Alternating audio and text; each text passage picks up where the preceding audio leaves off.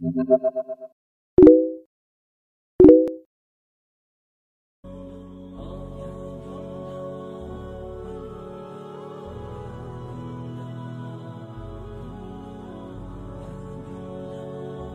natin maintindihan ang haligi ng da'wah al-Islamiyah.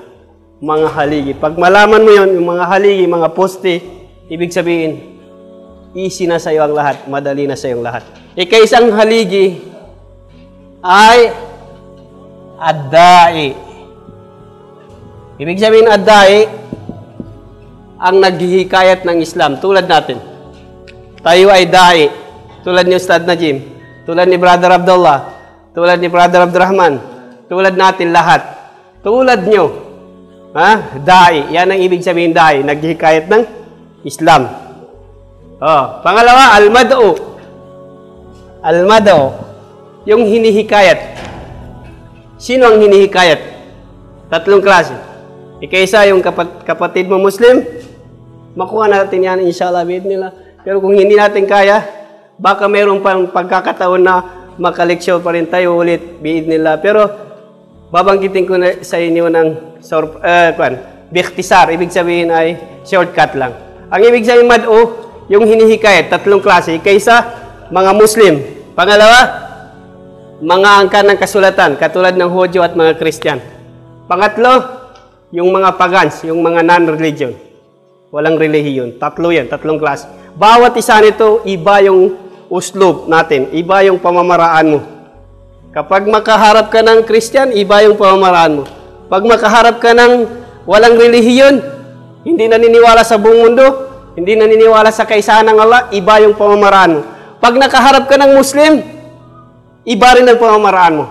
Hindi pwedeng maharap mo yung Muslim, gamitin mo yung pamamaraan mo sa Christian. Hindi pwedeng maharap mo yung Christian, gamitin yung pamamaraan mo sa Muslim. Hindi pwede. Kailangan mayroon pamamaraan. Bawat isa, ibigay mo sa kanya ang templado niya para upang sa ganun ay maganda kasi Pag hindi matimpla, hindi pwede, hindi ka magtagumpay.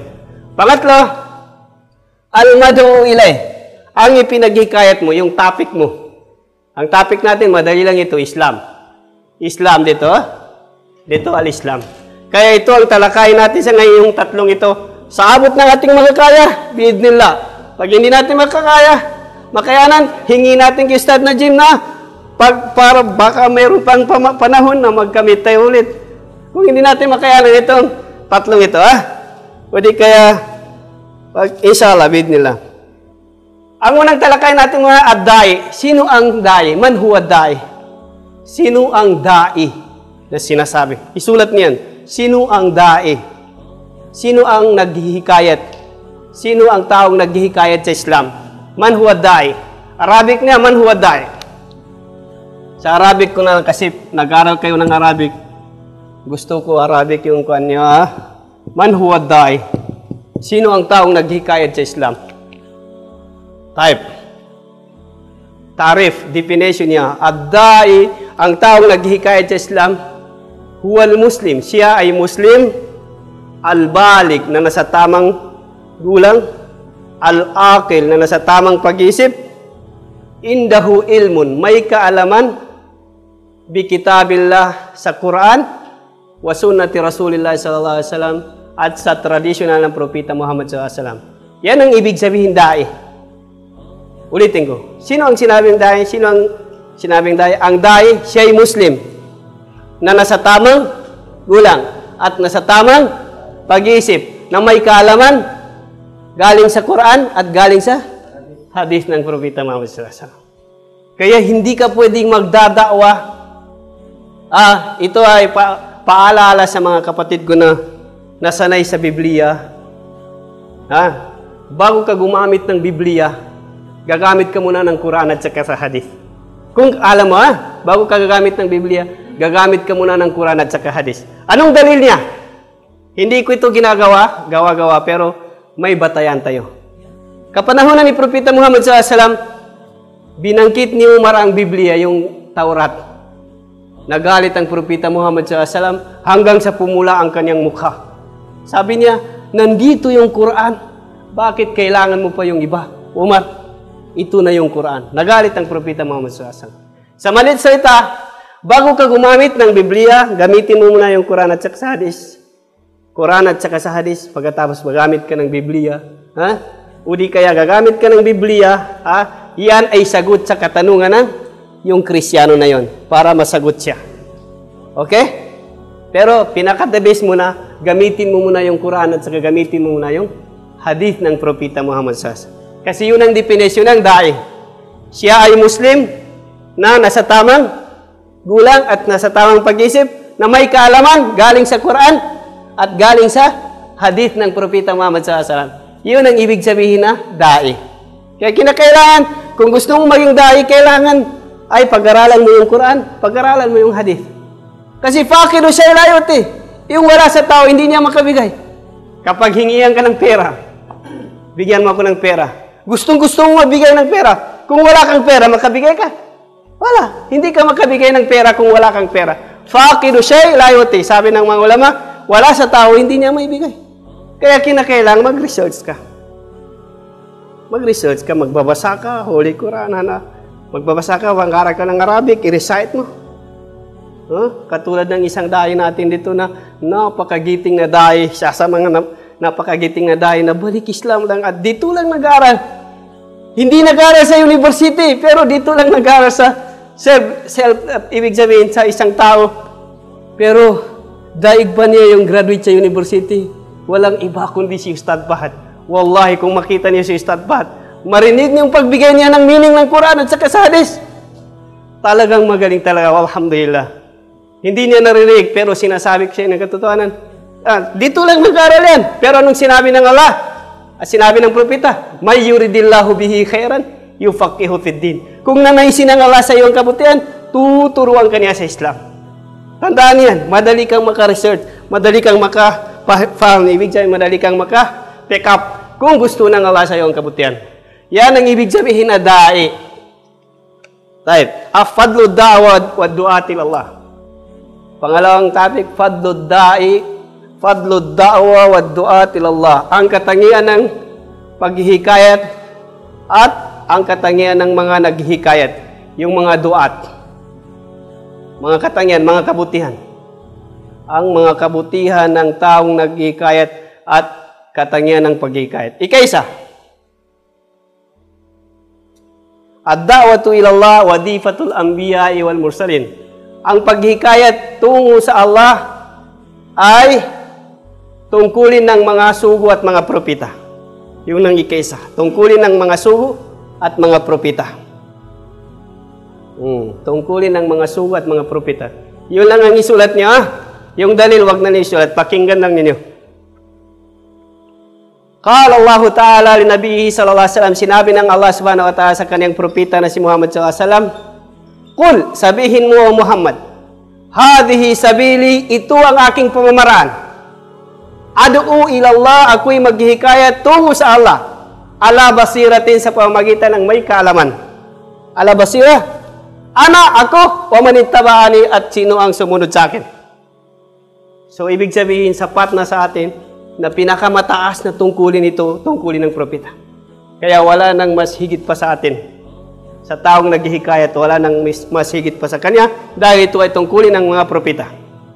At sinabi ng Allah sa Holy Quran, Ya ayyuhan nabiyyu, ho kayong propeta, inna arsalna, katotohanan na ipinadala ka namin, syahidan na bilang witness, wa mubashiran, at magbibigay ng magandang balita. Anong magandang balita? Magpahayag ng kagandahan ng paraiso.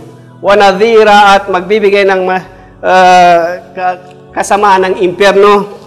Wa da'iyan ilallah, at naghikayat tungo sa Allah biidnihi, sa pamamagitan ng kanyang pahintulot. Wa sirajan munira, at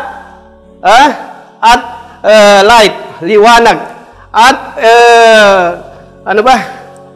light na liwanag. Ibig sabihin ay ilaw na liwanag. Ang propeta Muhammad sallallahu alaihi wasallam, ilaw na liwanag. Kaya ganun ang mga da'i, lahat tayo ilaw na liwanag. Liwanag tayo sa daan na madilim. Paano malaman ang madilim? Paano makita ang madilim? Kung walang light, hindi makita ang madilim. Pangatlo, sinabi ng Allah SWT sa Holy Quran, "Waman ahsanu qawlan." Wala nang higit pa na salita sa qawlan mimman da'a ilallah, sa salita ng taong naghikayat para sa Allah. Wa amila salihan, at gumawa ng kabutihan. Wa qala innani minal muslimin, at sabi niya, ako ay kabilang sa mga Muslim. Wala nang higit pa.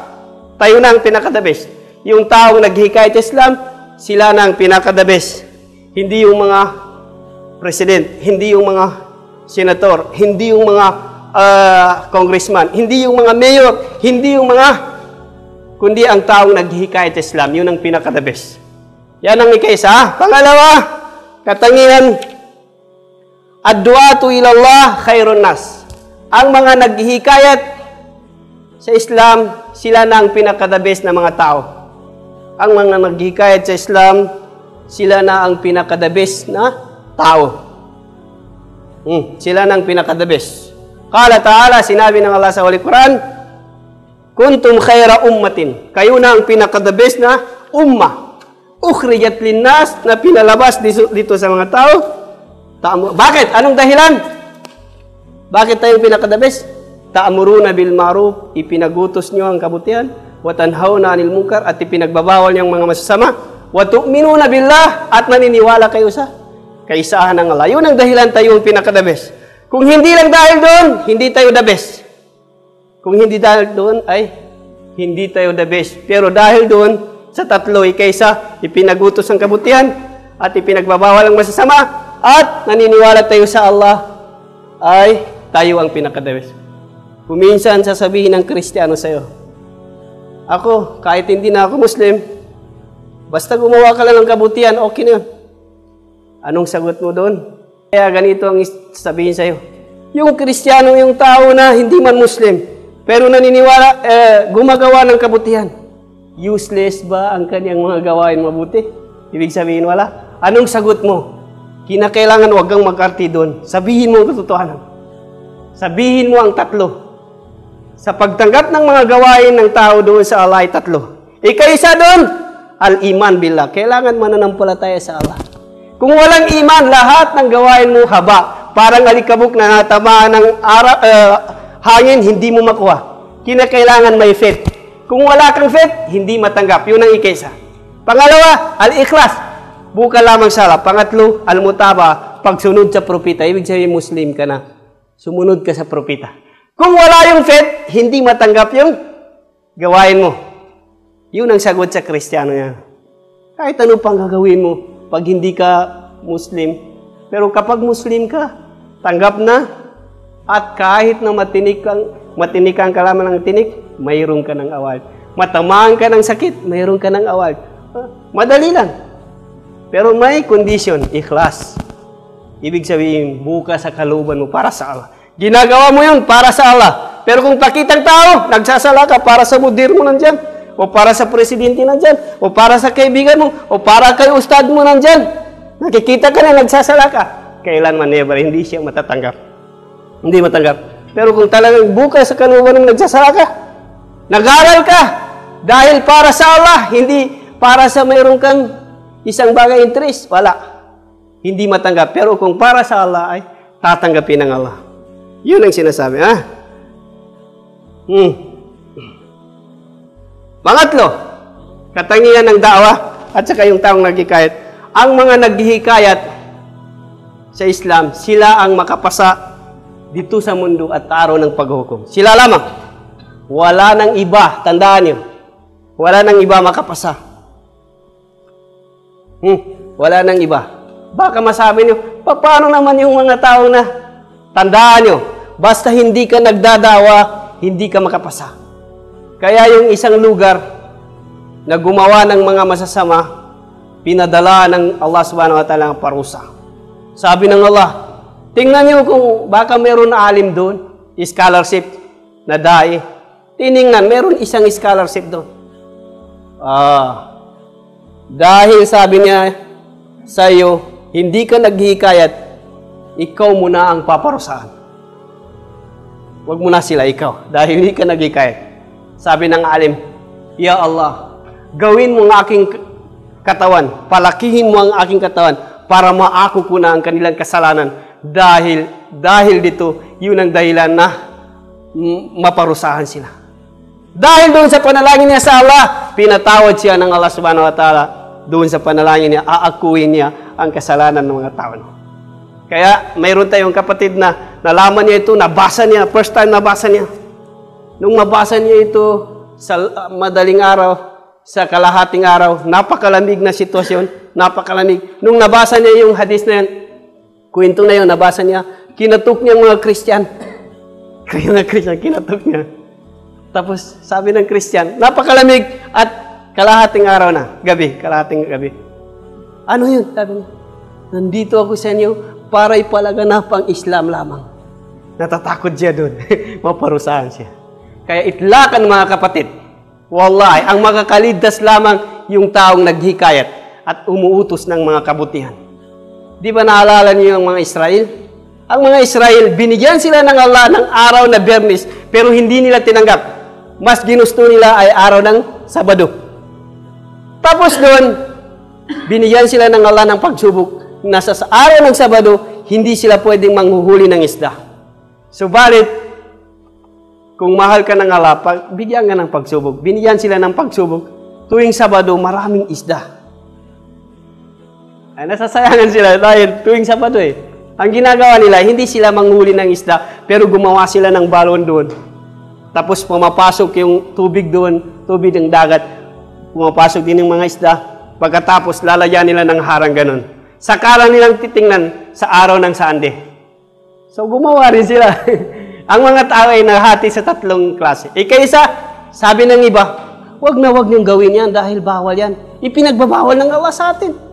Sabi ng isa, hindi, gagawin natin yan. Tatlo, Yung iba naman, yung 1/3 na tao ay hindi naman nagsasalita. Hindi bumabawal at hindi umuutos. Ang ginawa ng mga Muslim, na mga Israel, mga sumunod sa kautusan ng Allah, ginawa nilang bakod. Kasi alam na alam nila darating ang parusa ng Allah. Pagbukas nila ng bakod, ganun. Nung binuksan nila, natagpuan nila yung mga kapatid nila na naging unggoy na. Nagsiiyakan na sila. Alam nila, pati yung mga kapatid na yung mga unggoy na yung umiiyak din. Dahil alam nila ng tao sila dati, nagiging unggoy sila. Dalawang klase ang nagiging unggoy. Yung gumagawa at saka yung hindi nagbawal. At hindi naman, umuutos. Hindi umuutos, yung hindi nagsasalita. Unggoy na rin dalawa. Ang nakakaligtas lamang yung isang klase, yung nagbabawal ng mga masasama. Na huwag kayong manghuhuli ng isda sa araw ng Sabado. Yun lang ang nakakaligtas. Kaya sinabi nito, ang mga taong naghihikayat sa Islam, sila lamang ang makakaligtas dito sa mundo at sa araw ng paghuhukom. Anong sabi ng Allah sa Holy Quran? Wal takum minkum ummah. Mag-create kayo ng umma, nation, sa inyo. Na anong umma yun? Yada'una ilal khair. Maghikayat sa kabutihan. Wa ya'muruna bil ma'ruf at mag-utos ng kabutihan. Wa yanhauna 'anil munkar at magbabawal ng mga masasama. Ulaika humul muflihun, sila lamang ang makapasa. Wala nang iba. Sinabi ng Allah. At sinabi pa ng Allah sa Holy Quran, faman zuhziha 'anil nar, sino ang mailayo sa impyerno? Wa udkhilal jannah at papasukin sa paraiso, faqad faz, katotohanan siya lamang ang makapasa. So yun lamang ang tunay na makapasa kung sino ang makapasok sa paraiso. Hindi makapasa yung maraming pera. Hindi makapasa yung politics, president, senator, attorney, at kung ano ang lahi niya, kung ano ang trabaho niya, hindi yan ang makapasa. Ang sinong makapasa? Sino ang papasukin sa paraiso at ilayo sa impyerno, yun lang ang makapasa. Faqad faz, katotohanan nakapasa siya. Habang nandito ka pa sa mundo, hindi ka makapasa kung hindi ka sumunod sa gusto ng Allah subhanahu wa ta'ala. At kung namatay ka, saka mo na lang relax, sabi ni Imam Ahmad, kapag iapak mo na yung paa mo na kanan doon sa paraiso. Pag iapak mo, matiyak mo na pasa ka na. Pero habang nandoon ka pa sa libingan, hindi pa. Natatakot ka pa. Sa libingan, natatakot ka. Pinaparusahan ka pa. O di kaya binibigyan ka ng biyaya doon. Gigipitin ka pa ng lupa. Sabi ng Propeta Muhammad sallallahu alaihi wasallam, kung may makapasa sa paggipit ng lupa, ang unang makapasa ay si Sa'ad ibn Mu'adh. Wa ma adraka ma Sa'ad ibn Mu'adh. Hindi mo alam kung sino si Sa'ad. Nung namatay si Sa'ad ibn Mu'adh, Lakad ihtadza arsyur rahman bi mauti Sa'ad. Ihtadz, gumano ng aras, trono ng Allah. Gumalaw ang trono ng Allah. Ang daming anghel na nagdadala ng kanyang bangkay. Si Sa'ad ibn Mu'adh. Pero kung may makapasasabi ng Propeta Muhammad sa pag-ipit ng lupa, yun ang unang makapasa. Pero walang makapasa. Kinakailangan makatikim ka ng pag-ipit ng lupa ka nun. Kahit na mananampalataya ka, makakatikim ka rin. Waliyadu billah. Pero magkakaiba lamang. Yung taong hindi mananampalataya, kailanman ay forever na. Yung mananampalataya, konti lang. Bubukas na yung lupa sa kanya. Katulad ng sahaba na yun, si Sa'ad ibn Mu'adh. Right. Pangapat, ad-du'atu ilallah, ad-du'atu ahsanun nasi hadisan. Ang mga naghihikayat sa Islam, sila na ang pinaka-the best ang salita sa mga tao.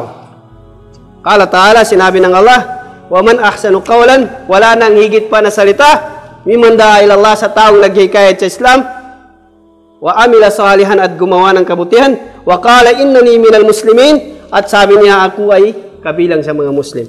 Wala nang higit pa sa kanya. Yan ang ika-apat. Panglima.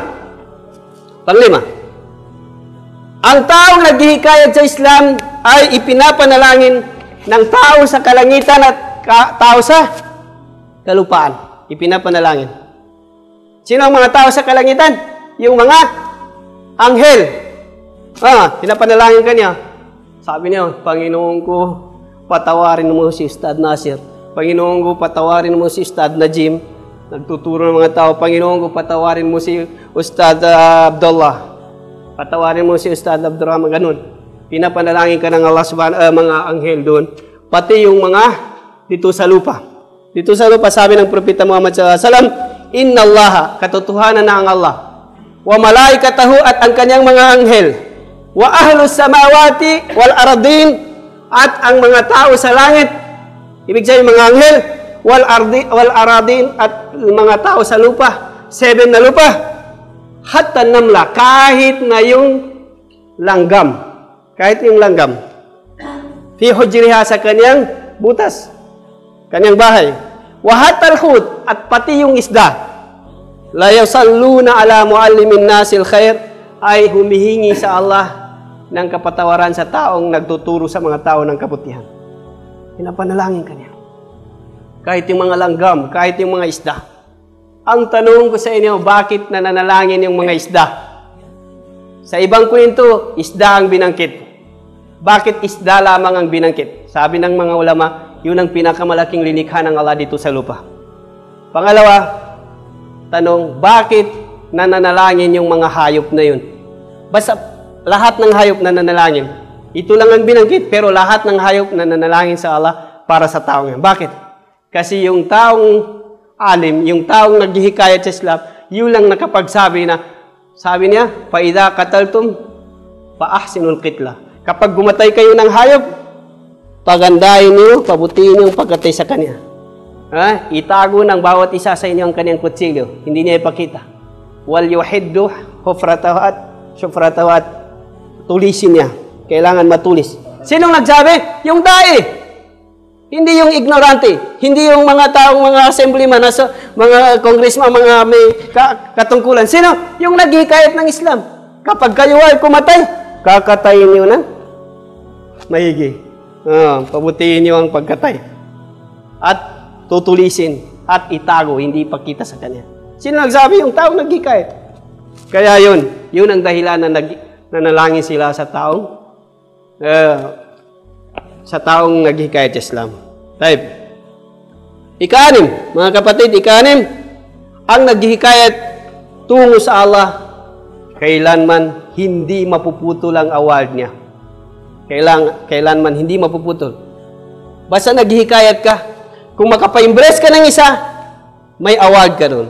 Kapag napa-impress ng isa na yun, isang tao, o di kaya 10 tao, bawat isa sa 10 ito, ang award niya ay award mo rin. Award ng isa na yun, award mo rin. Award ng isang award mo rin. Hanggang sa 10 yun, hindi mababawasan ang kaniyang award. Bawat isa. Pag mapa-impress ang bawat isa doon, ang isa naman, mayroon ka rin award doon. Hanggang sa araw ng paghukom. Kung sino ang naghihikayat sa iyo, ay Kung sinong mahikayat niya, meron kang award. Kaya ang pinaka-the best sa lahat na tao dito sa buong mundo, itlakan si Propeta Muhammad SAW. Bakit? Lahat ng mag-embrace, lahat ng award natin, award ni Propeta Muhammad SAW. Lahat ng award ng nag-embrace sa atin, award ni Propeta Muhammad SAW. Hanggang sa araw ng paghukom, dahil siya ang nangunguna. Siya ang nangunguna. Kaya siya ang pinaka-the best. Tandaan yan, sa abot ng mag-embrace sa atin, sa abot ng maturuan natin, kung ano ang award niya, award mo rin. Sabi ng Propeta Muhammad SAW, mandaa, sino ang magikayat? Ilahuda tungo sa gabay. Kana lahu minang ajr. Magkaroon siya ng award, mitlu ujuri manittaba'ahu, katulad ng award ng sino ang sumunod sa kanya. Sino ang sumunod? Ganon din ang award niya. Layang kusumin ujurihim sayan, hindi mababawasan. Ang bawat isa doon, hindi mababawasan. Kasalungat naman. Kung ikaw ay nangunguna sa masamang gawain. Kasalungat. Wamanda ila dalala. Sino ang maghikayat tungo sa kaligawan? Ibig sabihin masamang gawain. Kana alayhi minal ithm. Magkaroon siya ng kasalanan. Mithla athami manitabahu. Tulad ng mga kasalanan ng sinong sumunod sa kanya. Layang kusumin uju min athami siya. Hindi mabawasan.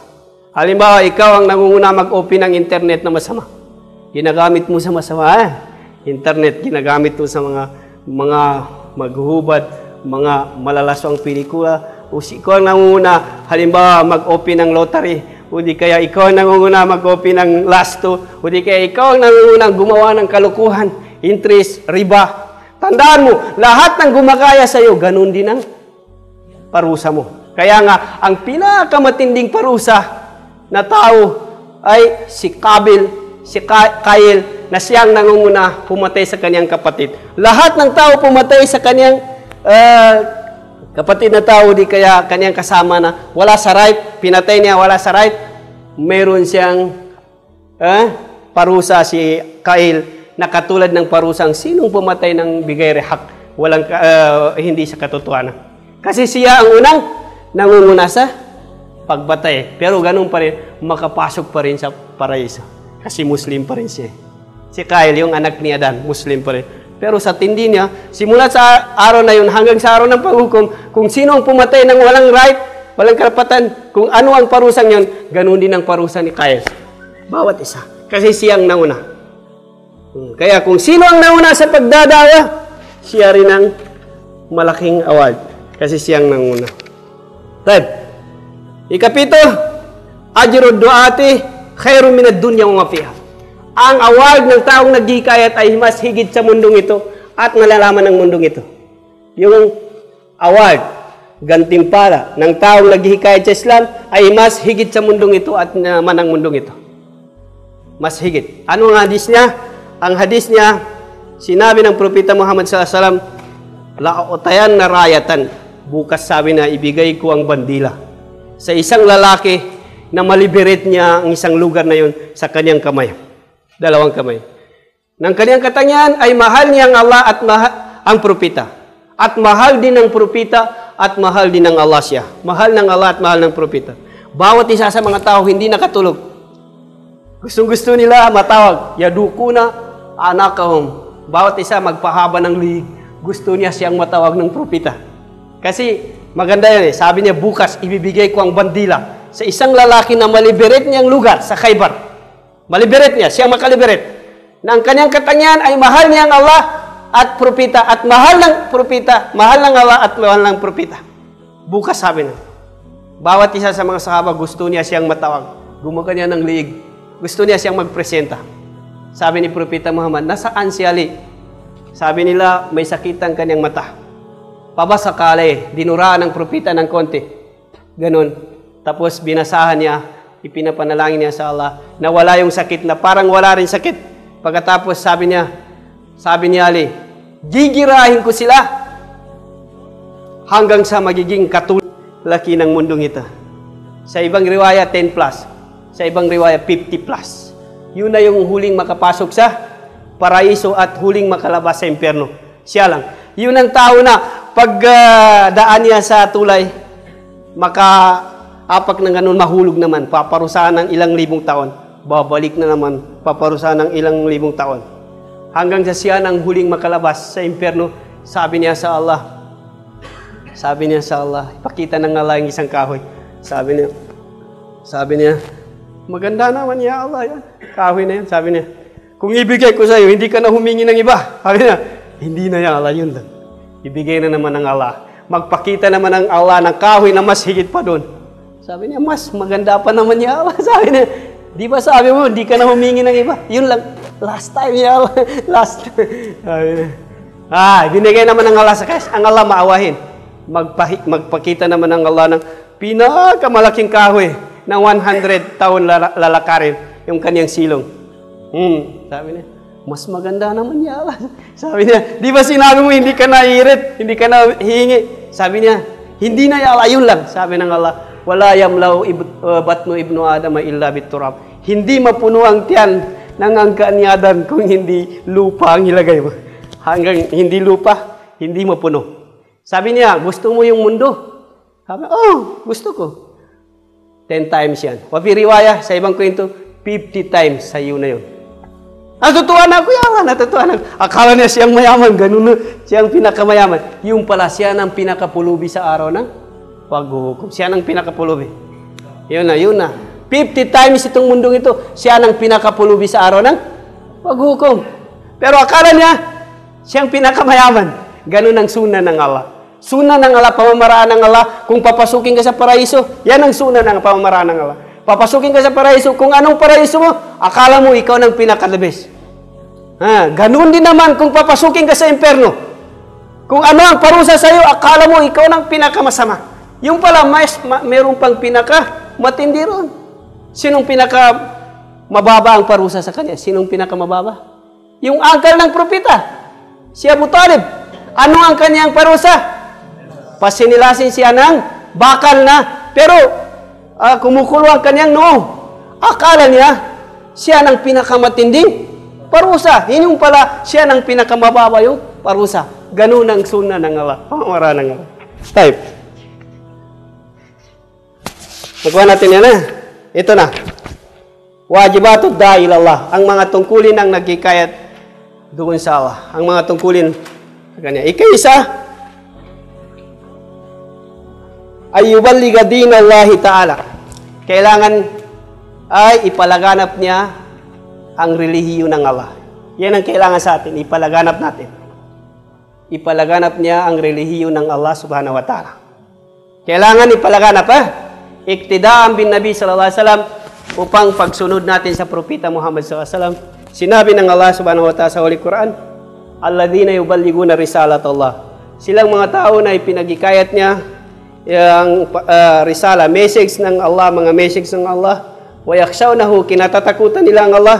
Wala yakhshawna ahadan, wala silang kinatatakutan illa Allah, maliban lamang sa Allah. Wa kafa billahi hasiba, sapat na sa Allah siyang magkukuwenta sa lahat ng mga gawain.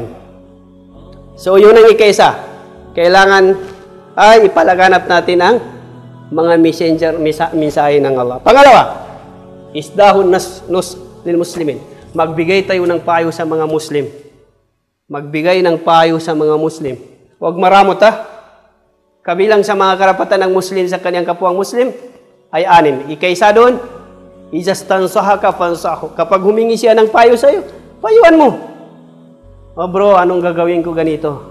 Bigyan mo siya ng payo. Obligatory sa iyo, Kabilang yun. Type.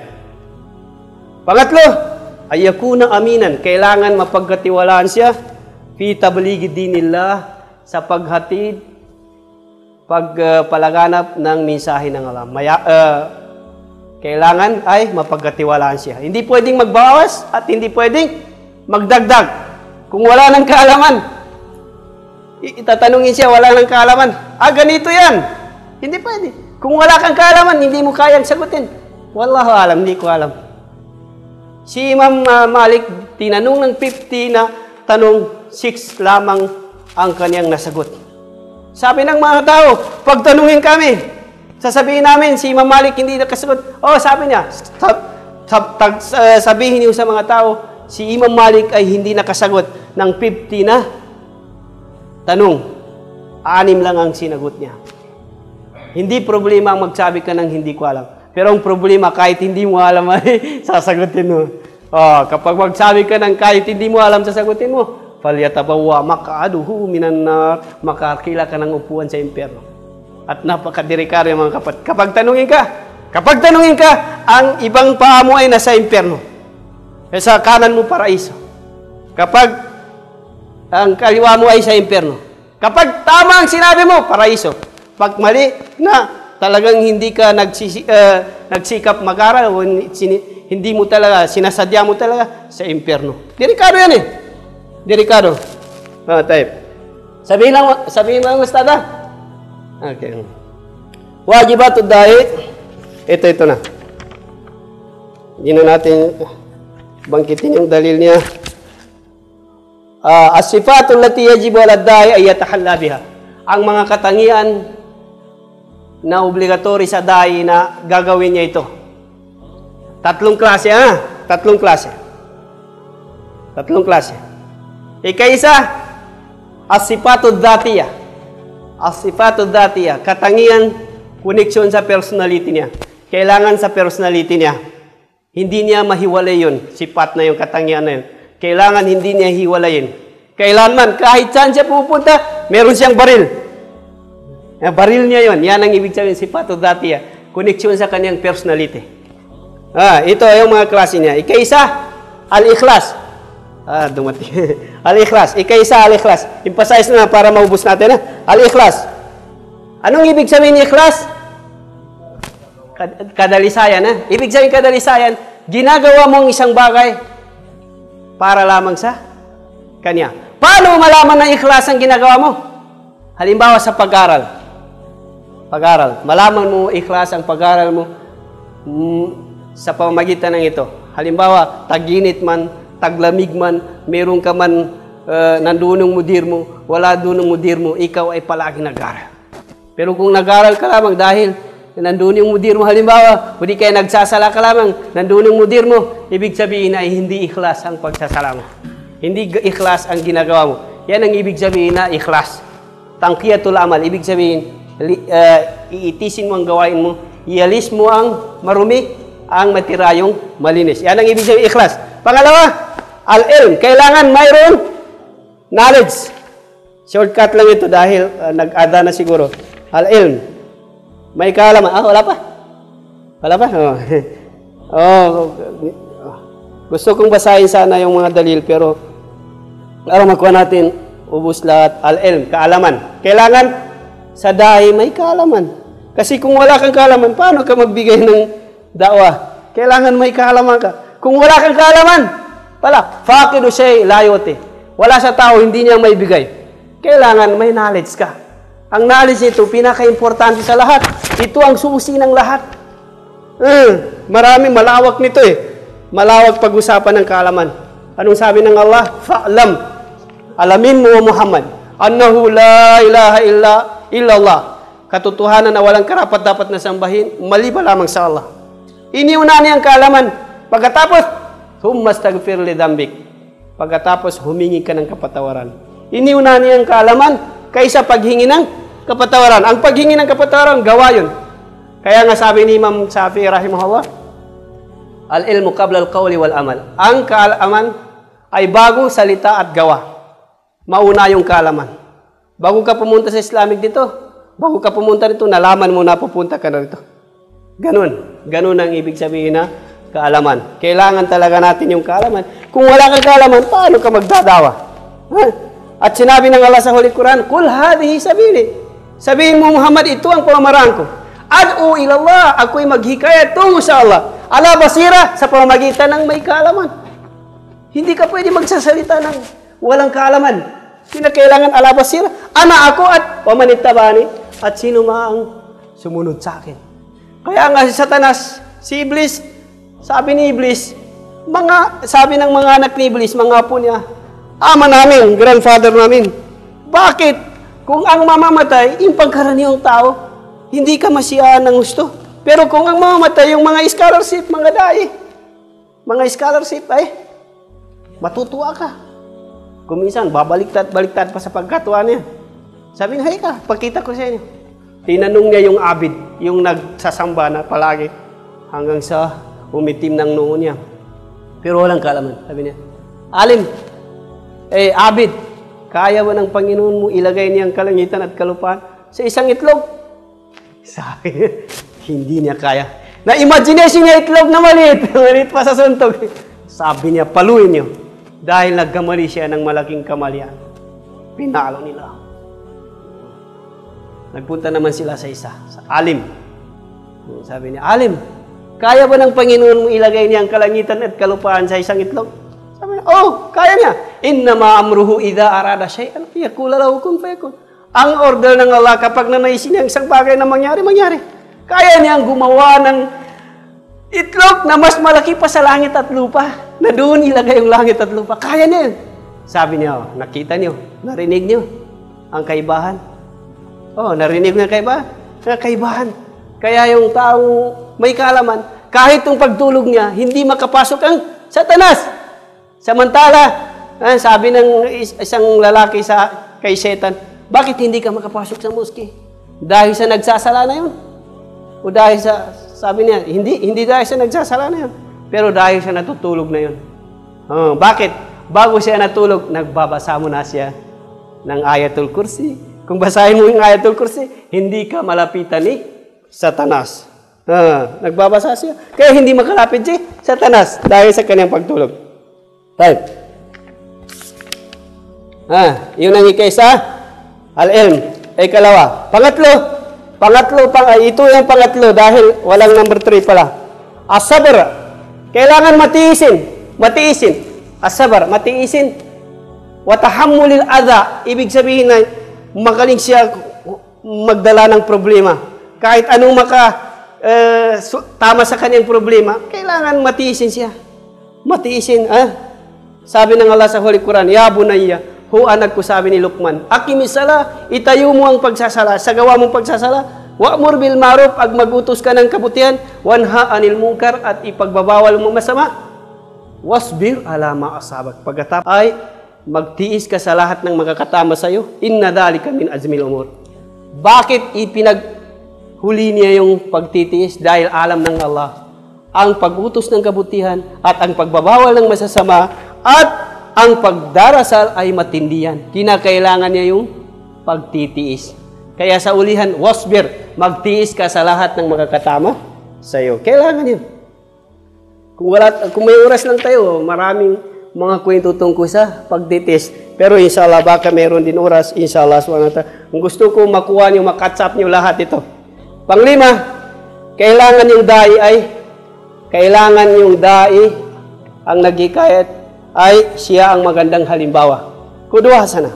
Magandang halimbawa sa pananalita, magandang halimbawa sa kilos, magandang halimbawa sa ugali, magandang halimbawa sa worship, ibada. Kung ang pag-usapan ay sa pagsasala, mas magaling magsasala. Kung ang pag-usapan ay sa pagdadawa, mas magaling magdadawa. Kung ang pag-usapan sa ganda ng ugali, mas mabait siya, pinakamabait. Kung ang pag-usapan sa kawain, mas maawahin siya. Kung ang pag-usapan sa lahat panalo siya.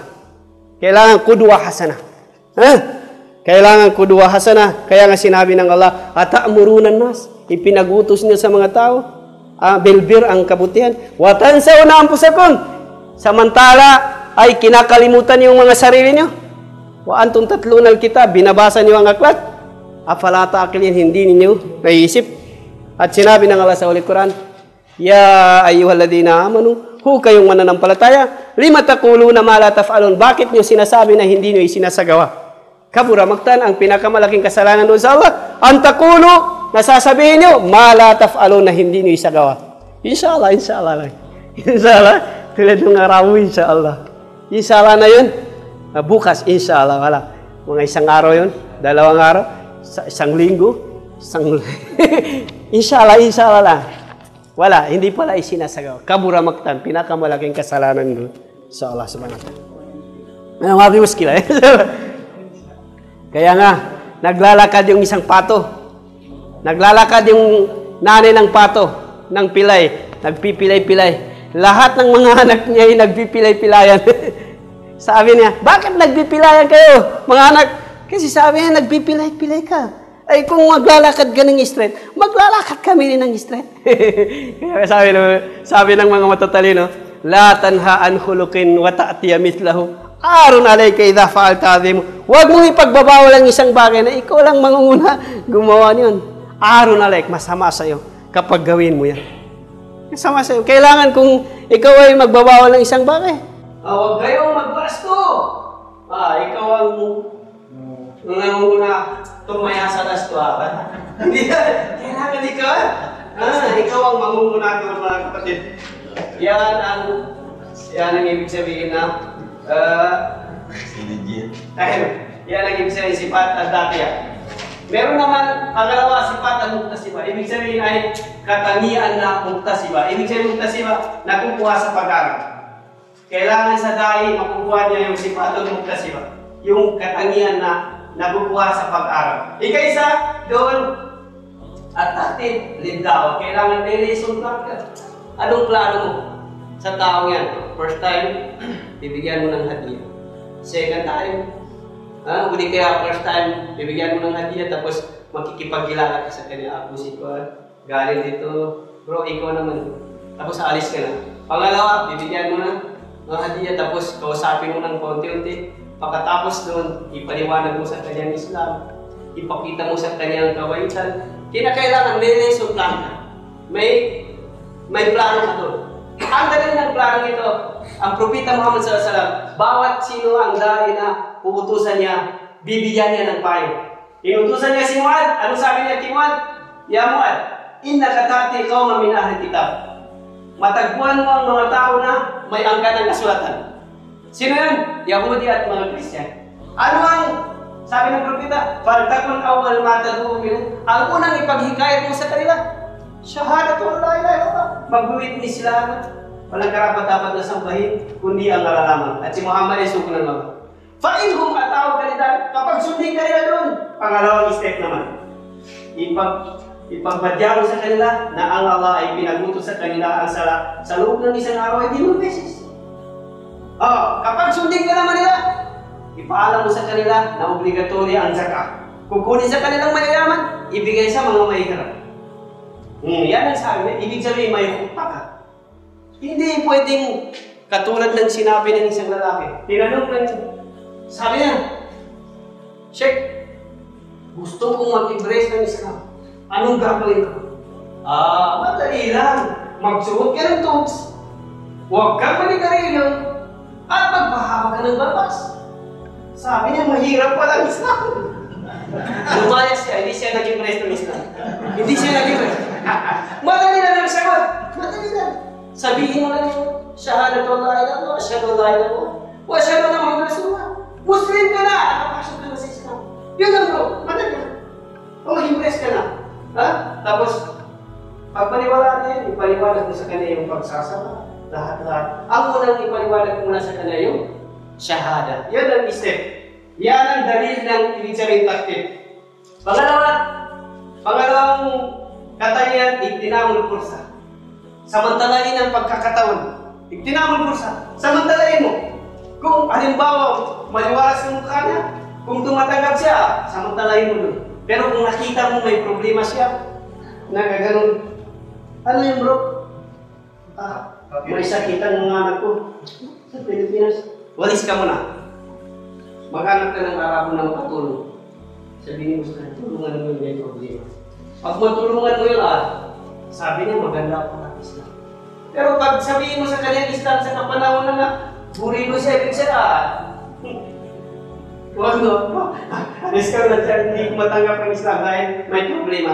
Iktinaman ko sa, ibig sabihin, samantalayan mo ang pagkakataon. Oras. Pangatlo, tartibul awlawiyat. Iuna mo yung dapat mauna. Iuna yung dapat mauna. Hindi ka halimbawa na. Pag bagong impress ng Islam, ay pinakain mo na lamang, kahit hindi niya makain. Kailangan yung bagong impress ng Islam, parang bata yan, daily. Gatas mo na, pasusuin mo ng daily. Pagpakainin mo ng lamang yan, hindi na makayanin, isuka niya. Hindi na, kailangan yung daily. Ibig sabihin, ipaliwanag na sa kanya la ilaha illallah, yung sala, lahat ng arkanul Islam, arkanul iman. Tapos palawakin mo ang kaalaman niyo pag nakuha niya yung lahat. Kasi parang kawi na yung taong impress ng Islam. Araw-araw kailangan bumuhusan mo ng tubig. Pag malaki na yun, pag ibig sabihin ay tumubo na siya, iwanan mo na siya, kaya na niyang gawin. Kaya na niyang gawin. Di mo na ulit yan. Yun na yung una. Katulad na halimbawa, huwag mo halimbawa makikita ka ng Christian, ang unang pagdawang sa kanya, hindi pwedeng manigarilyo, hindi. O di kaya magpahaba ng balbas. Kailangan yung la ilaha illallah. Yan, dati mo na ulit yan. Pangapat, mukhatabat tunas alakad rin. Kausapin mo sila sa abot ng makatsap ng kanilang isipan. Huwag mo kausapin sila sa abot ng makatsap mo. Sarili mong inintindi mo, sarili nilang inintindi mo. Sabi niya Alim Abi Talib radhiyallahu anhu, hadithun nasa bima ya'rifun. Kausapin ang mga tao sa kanilang alam, yung kanilang kaalaman. At turido na, gusto ba niyo layasan nila o di kaya sinungalingan nila ang Allah at ang kumpita?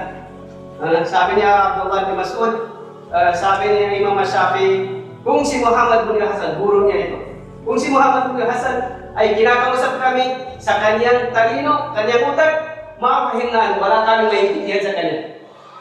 Pero kinakausap kami niya sa abot ng aming utak. Kaya maintindihan namin ang sinasabi niya. Yun ang mga katangian na kailangan muktasaba. Ibig sabihin ay nakuha sa pag-aaral yun. May ikatatlo at sifatong mo sa kabalidaw. Ito ang katangian na kailangan hindi mo mahiwalay ito. Ito, tatlo ha? Pito pala, pito. Isulat niyo. Kailangan sa dahi, kailangan niya ito, hindi niya mahiwalay. Ika-isa, al-hilm wal-anak. Katalinuhan. Kailangan matalinong tao, wal-anak, at kailangan hindi mabilis ang desisyon. Kailangan sa dahi, hindi mabilis. Ang tao mabilis ang desisyon, pag nakarinig ng taong gumawa minum ng tara, ipahuli natin. Ipahuli mo ang taong sana pinuntahan mo muna. Itong pag-inom ng alak, hindi kaya paggawa ng ganun, masama. Kaya kung may maghuli sa iyo, makahuli sa inyo, kawawa. Kaya nauna ko sa inyo nito, ipinapaalam ko sa inyo na hindi maganda. Itigil niya. Hindi po, ibig sabihin, hindi basta-basta magalit. Hindi mabilis ang desisyon. Kailangan maano-mano ang desisyon. Yun ang ikaysa. Alayin ang walahanan. Pangalawa, kapag may gumawa ng kasalanan, magalit siya. Pero ang paggalit niya, kailangan malaman niya ano ang gagawin niya. Hindi pwede na matutuwa siya. Kailangan galit siya. Yan ang pangalawa. Pangatlo, asyaya, kailangan matapang siya. Matapang siya sa pagharap ng mga masasamang yun. Matapang. May tao na dumag. Matapang siya. Kailangan sasabihin niya, bro, hindi maganda yan. Matapang, Kailangan matapang siya. Ang propeta Muhammad sallallahu alaihi wasallam, siya ang pinakamatapang sa lahat. Wala nang pinakamatapang. Sabi ng Alim Abi Talib, kapag mahirap ng digmaan, ginawa namin palangga ang propeta. Ibig sabihin, ginawa ng palangga, siya ang nangunguna. Ibig sabihin, matapang talaga ang propeta. Meron narinig silang boses sa Madina, may narinig silang boses. Lahat ng mga tao sa Madina lumabas. Yung pala, nauna ng propeta. Anong sabi ng propeta? Lanturaw, hindi niyo makita. Sino nauna lumabas? Si propeta Muhammad sallallahu alaihi wasallam. Kaya kailangan sa dahi, matapang. Pero matapang na mabait. Hindi matapang na salbahe. Matapang na mabait. Kailangan matapang na mabait. Yan ang pangatlo. Pangapat, al-hikmah to binuslog. Kailangan hikmah. Kailangan uslog niya ay hakim. Ibig sabihin, matalino siya. Ibig sabihin, hikmah, wado ko siya fi hakikati. Ilagay mo isang bagay sa kanyang lalagyan. Katulad halimbawa yung tatanungin siya ng Christian, saan magpunta yung Christian kapag siya namatay? Pag sabihin mo sa impyerno ka, magalit siya sa'yo. Pero ganito ang pagsagot. Matalino. Ang taong hindi mananampalataya sa Allah, pag namatay siya ay sa impyerno nga. Hindi mo sinabi siya. Pero ang taong hindi tumanggap ng kautusan ng Baba, hindi mananampalataya, ay sa impyerno nga po. Pag sabihin mo ang Kristiyano mamatay sa impyerno, magalit siya sa'yo. Kaya nagiging kalaban mo naman siya. Kaya mamatay mo. Pero sa totoo lang, siya lang sinasabi mo. Pero doon mo lang ginamit na matalino ka. Ayan ang ibig sabihin na al-hikmah. Yung al-hikmah naman niya siya, ibinibigay niya ang katalinuhan sa sino man manaisin niya. O may yung al-hikmah. Sino ang bibigyan ng katalinuhan? Pagkat putiya kaya ng kahira, katotohanan na binigyan ng maraming kabutihan. Pangatlo, panglima pala, husnul kalam. Magandang salita. Magandang salita. Kailangan sa dahil, magandang salita niya. Kailangan sa dahil, maganda ang ganyan salita. Hindi salbahe, hindi gumamit ng masamang mga words. Kailangan magandang salita. Kasi yung magandang salita, tinatanggap ng tao yan. Yung magandang salita. Pero yung masama, bad na word, hindi niya matanggap. Yan lang. Ikalima, sabi ng Allah sa Al-Quran, wakulo linasibus na. Magsabi kayo sa mga tao ng mabuti. Mabuti, walang kalaban ng mabuti, di ba? Wakulo linasibus na. Kulli ibalik, sabihin mo Muhammad sa aking mga lipin. Yakulo latihiyasi. Ang sasabihin nila yung kabutihan, yung mabuti. Walang kontradiking mabuti. Di ba? Ika-anim at taysir at tafsir. Kailangan sa dahi, hindi masyadong stricto. Nang walang lugar. Kailangan taysir. Ibig sabihin, madali niyang isang bakit. Lakas hilan ng saaba o udrikal mo na, sabi ni Imam Shafi'i. Lakas hilan ng saab, padaling ko ang mahirap o udrikal mo na hanggang hindi ko maabot ang akin, minimiliki. Padaliin mo na. Tulad ng pagligaw sa isang babae. Kahit maalipin ka pa, basta mapamahal sa'yo. Ikaw na, ganyan yan eh. Kailangan marunong ka. Tingnan mo pamamaraan ng Quran. Pamamaraan ng Quran, napakaganda. Purihin mo muna siya. Sabi niya, Alhamdulillahi Rabbil Alamin. Ang papuri ay naupo lamang sa Allah, Panginoon ng Sanlibutan. Ar-Rahman Ar-Rahim, mahabagin sa kanyang mga alipin. Muslim ang hindi, lahat. Ar-Rahim at mahabagin sa kanyang mga alipin sa araw ng paghukom. Malik yawmiddin, araw ng paghukom, wala nang iba siya. Iyak ka na budo, o iyak ka na sa'yo. Ikaw lamang ang aming sinasamba, at ikaw lamang ang aming hinihingian na tulong. Wala nang iba. Noong ganun, tinuruan ka niya, saka ka lang humingi. Hindi na siratan mustaqim, gabayan mo kami sa mga hinihingian. Kasi napuri mo na sila. Ganun yun. Yan ang hinihingian. Kapag ikaw ay pumunta sa isang, halimbawa kasi muli mga kongres, mga bigay ko. Sasabihin niya siya, kumusta ang aking pagdadala sa mga tao? Sa inyong mga ang sama-sama mo! Pero sabi nila hari, napakabait mo na. Hanggang marinig ko sa kanila, ang bait-bait mo, sobrang bait ka. Maawahin ka. Yung kailangan mo. Ganyan ang pamamaraan. Ganyan din ang dakwa sa dakwa Islam. At taysir at tafsir.